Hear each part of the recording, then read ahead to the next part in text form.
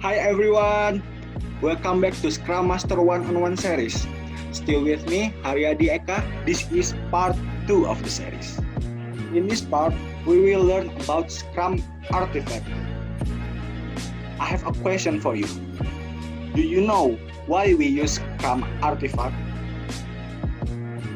Okay, I'll explain it to you. Scrum framework requires a cross-functional, self-organizing team to work together. To make it efficient consistently, the Scrum team needs to have all the right information on what work should be done. So, this is the reason Scrum artifacts come in. The 3 Scrum artifacts ensure the Scrum team stay aligned as they work towards achieving the goal. Do you know what is Scrum artifacts?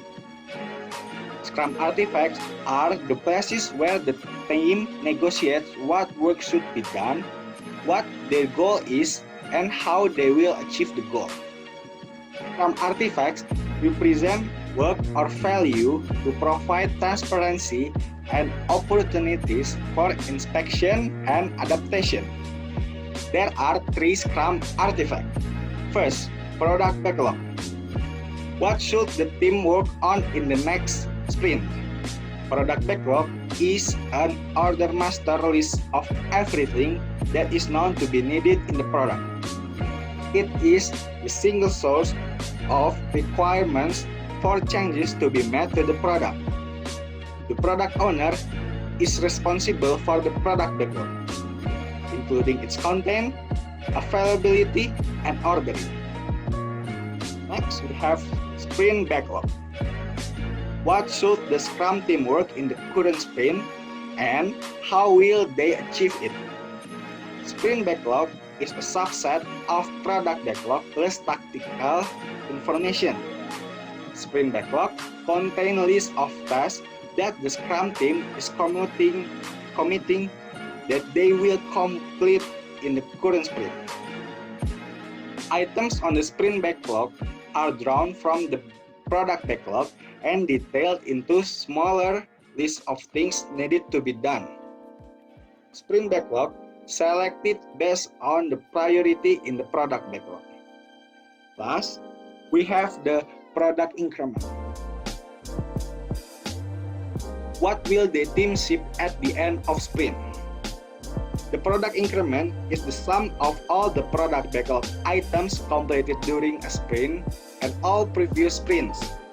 At the end of the sprint, the new increment must be done, which means it must be in usable condition and meet the Scrum team's definition of done.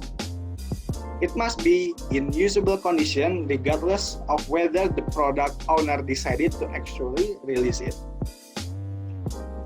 Okay, what have we learned in this part?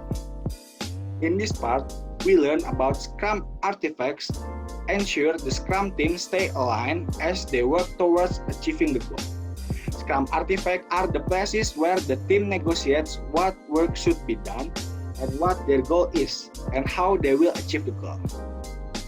Scrum artifacts represent work or value to provide transparency and opportunities for inspection and adaptation. There are 3 Scrum artifacts. First, product backlog. What should the team work on in the next sprint? Second, sprint backlog.